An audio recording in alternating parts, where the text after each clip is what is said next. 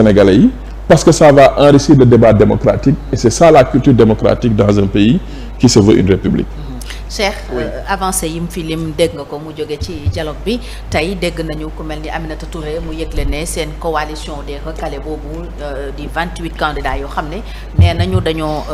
saboter seen parrainage saboter fichier bi autant pour moi ci lu leen lor. Est-ce que tey bu ñu dee xool Cheikh loolu di ay conséquences yëpp mun nañu jàpp effectivement que ni bon am nañu avancé day déjà ci processus électoral bi parce que tey dégg naa ko mel ni doyen Mamadou Sy Albert mu ne depuis peut-être temps wu Senghor avant en tout cas le code consensuel de 92 code Kéba Mbaye gëj nañu gis situation bu mel nii est-ce que mun nañu ne avancé nañu sur ce point-là. waaw parrainage bi moom dafa doon loo xamante ni depuis n'est-ce pas sa mise en place.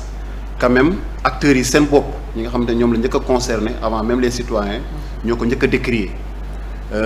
mu wane ni nag parrainage bi peut-être ça a été mis en place dans la précipitation peut-être aussi waxtaan bi nga xamante ni waroon na ko laytaay ba nga xamante ni toutes les parties prenantes dinañ si mën a joxe seen xalaat ba ñu améliorer ko donc gis nañ ni la première fois qu'on l'a utilisé en 2019 on a vu gis nga on s'est retrouvé avec 5 candidats à l'élection présidentielle donc ñu gis tamit même processus bi di wéy mais bii yoon mu am ay coppite je trouve que c'est des améliorations yi nga xamante ni intéressantes parce que aussi comme ni ko sunu gan waxee buñ ko bàyyoon ñëpp wuti parrainage citoyen peut-être dina gën a metti dina gën a jafe et est-ce que même le fichier électoral bi ñu yor ak nombre d'inscrits yi si nekk est-ce que mën nañu couvrir candidats yëpp sachant que y a 93 yi nga xamante ne ñoo déposé mais aussi pourcentage bi ñu naroon a appliqué aussi dina doon gën a taral mbir mi ba nga xamante ni candidats yu bëri instant bi peut-être ñi nga xam ne jàll nañ parrainage peut-être danoon fekk ñu ngi jéem a mottali seen parrainage instant bi donc je trouve que y a eu des améliorations léegi nag li des moo bëri li des vraiment ñu war ko jël ay mesures pour joyanti parrainage bi dafa bëri benn mooy les doublons ils ont cru régler cette histoire-là par la loi en disant que nul n'a le droit de parrainer plus d'un candidat mais malheureusement gis nañ ne dans la pratique n'est-ce pas les Sénégalais ne respectent pas cela léegi il faut que ñu xool tamit li nga xamante ni mooy li raisonnable benn bu ñu bëggee ni Sénégalais yi di parrainer benn nit forcément il faut aller vers ce qu'on appelle la digitalisation aller vers l'informatisation n'est-ce pas du parrainage ba nga xamante ni il y a pas de possibilité pour nit mën a parrainer ñaari candidats mais aussi je trouve que laisser aussi aux Sénégalais le soin de pouvoir parrainer au moins 2 candidats ce serait aussi une bonne chose aujourd'hui c'est avec un pincement de cœur bu ñu gisee un Cheikh Bamba Dièye par exemple bi nga xamante ni donc il a été recalé il y en a d'autres Hadjibou Soumaré ñoo xam ne dañu bokk ci vie politique on aurait aimé n'est-ce pas les voir ñu bokk ci élection bi ba nga xamante ni comme ni ko sunu gan waxee offre programmatique bi dina doon loo xam ne dina gën a yaatu les débats d'idées choc des idées dina am ba nga xamante ni les Sénégalais ils pourront n'est-ce pas le 25 février 2024 toog jël seen carte électeur dem ci urne bi tànn ki nga xamante ne moom la ñu yaakaar par rapport ak offre bi mu mettre sur la table kooku lay voter donc il faudra ñu tànn mais man moom je suis pour qu'il y ait la possibilité pour les Sénégalais nga xamante ni dinañu mën a parrainer plus d'un candidat parce que y a des candidats aujourd'hui qui sont là mais peut-être ils n'ont pas forcément l'appareil n'est-ce pas bi nga xamante ni moo leen di permettre ñu jël par exemple ci territoire national bi occupé ko am na ñoo xamante ni ay candidats et aussi faire de la politique quelque part aussi ça demande des moyens il y a des candidats yi nga xamante ni ce sont des jeunes ils n'ont pas peut-être ces moyens-là pour mën a n'est-ce pas wàcc ci terrain bi wër les 14 ou 16 régions du Sénégal pour dem foofu noonu wër li nga xamante ni ay parrainage la day jafe donc man je suis vraiment partant pour ñu xoolaat léegi nag le parrainage continue malheureusement comme moo fi nekk amul leneen il faudra faire avec donc avec vraiment toutes ces conséquences ak toutes ces faiblesses yi nga xamante ni noté nañ ko mu porter ay préjudice vraiment candidat yu bëree bëri. alors est-ce que yéen bokk ngeen ci ñi jàpp ne El Hadj Ibrahima Ndiaye dañu saboter processus bi on parle de processus biaisé fichier boo xam ne dañ ko saboter parce que quand même bu ñu gisee yenn ténor yi ñooñu mënuñu am yenn peut-être lacunes yi ci collecte parrainage bay jël koo xam ne turam wala amul les informations électorales ba tax mu yegg ci conseil constitutionnel ñu ne ko kooku nekkul ci fichier bi yaakaaroo leen ne dañu saboter fichier bi wala bon am na leneen daal lu xew ci processus bi lu ñu waxul peut-être les épargnés mooy ñi am parrainage des élus comme seen candidat Khalifa Sall. waaw xam nga man wax naa la ni processus électoral dafa laaj transparence parce que bu amul transparence rek acteurs yi du ñu mën a déggoo. te amul ci instant bi. te bu amul transparence également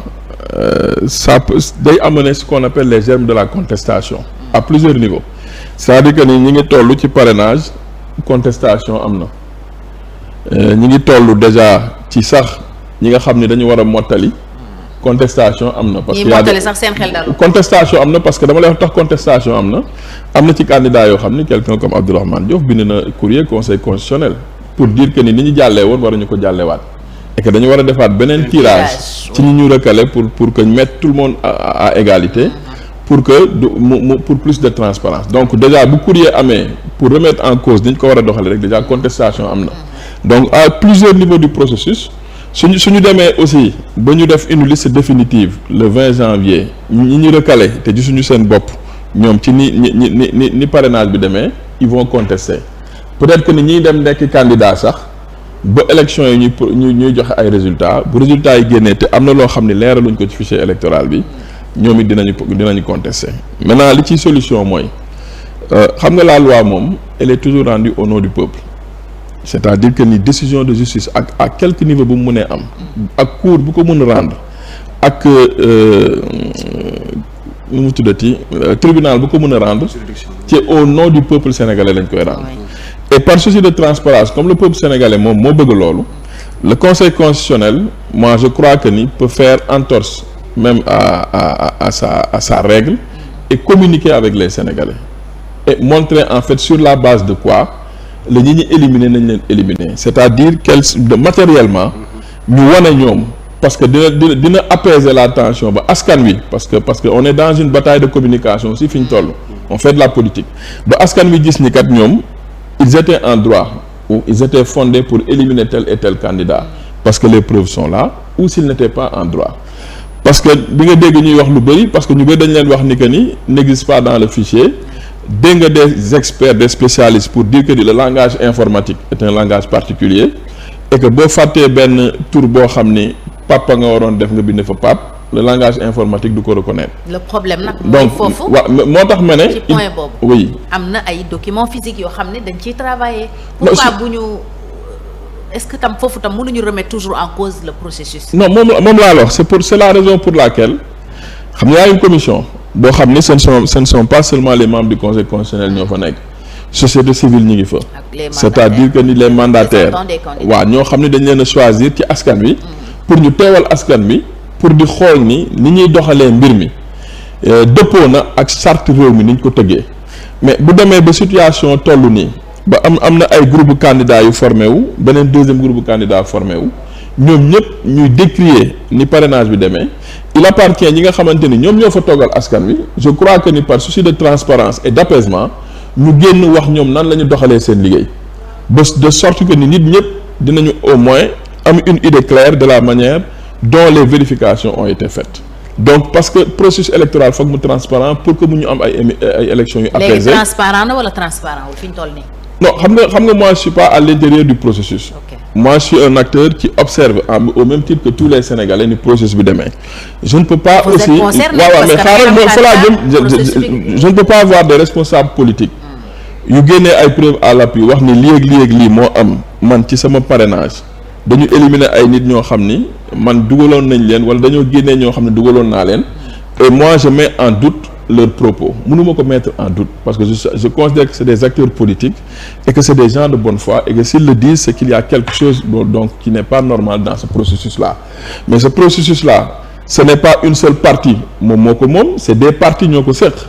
autant les politiques viennent déposer autant il y a une commission de réception des dossiers de parrainage et de contrôle des dossiers de parrainage cette autre partie-là également non pas sax pour seetal deram mais par souci de transparence et d'apaisement moom it dafa war a génn wax ak askan wi ñu xam fan la dëgg gi féete et c'est ça qui est important dans la situation actuelle bi ñu nekk pour apaiser les tensions et que le processus puisse être transparent et que soit mis à la disposition de tous les acteurs politiques, surtout de ceux qui ñi nga xam ne dañuy candidater, mais le fichier électoral. Parce que fichier électoral bi ñëpp ko war a jot ñëpp ko war a am et que parrainage bi sax bi ñu koy def dañ ko war a def sur la base du fichier électoral bi nga xamante ni moom la conseil constitutionnel. mais malheureusement loolu opposition bi war a taxaw xeex ko ñafe pour ñu jox ko. waaw mais est-ce que là ce n'est pas là également une faille de l'opposition qui à un moment donné du processus électoral au lieu de mener les combats qui étaient les combats importants boo jëm ci élection présidentielle c'est-à-dire que la transparence ak demande de fichier électoral bi ñun bàyyi wuñ ko fa nekk ci ay querelle de personnes nekk ci débat boo xamante ni c'est un débat crypto personnel ça aussi c'est une question qu'il faut poser sur la table c'est-à-dire que à partir du moment où laajoo loolu ba nga accepter dem déposer ce dossier de parrainage jëli fiche de parrainage remplir déposer sur la base yow de li nga yor donc en amont li nga waroon def c'est que tu as mis la charrue avant les bœufs et là aussi c'est une autocritique que l'opposition doit faire mais l'un dans l'autre il faut que ce processus soit clair. Il faut que le Conseil constitutionnel, la commission chargée justement de valider les parrainages, ñoom it ñu wax ak askan wi ñu xam sur quelle base et sur quel fichier ils ont travaillé. Est-ce que ce fichier-là a été mis à la disposition des candidats? Est-ce que c'est le bon fichier et est-ce que tout a été fait dans l'orthodoxie? Ça aussi c'est important. C'est important, cher. Le doute est permis parce que Sénat gis nañu communiqué bu mu def gannaaw bu ñu peut-être sensibiliser nit ñi pour que ñu dem vérifier mu ne fichier bi nekk ci sitam du fichier boo xam ne bu ñu mettre à jour la ça quand même c'est grave quand c'est la commission électorale nationale autonome qui le dit. Est-ce que joxul dëgg ñi naan le processus est biaisé dañu saboter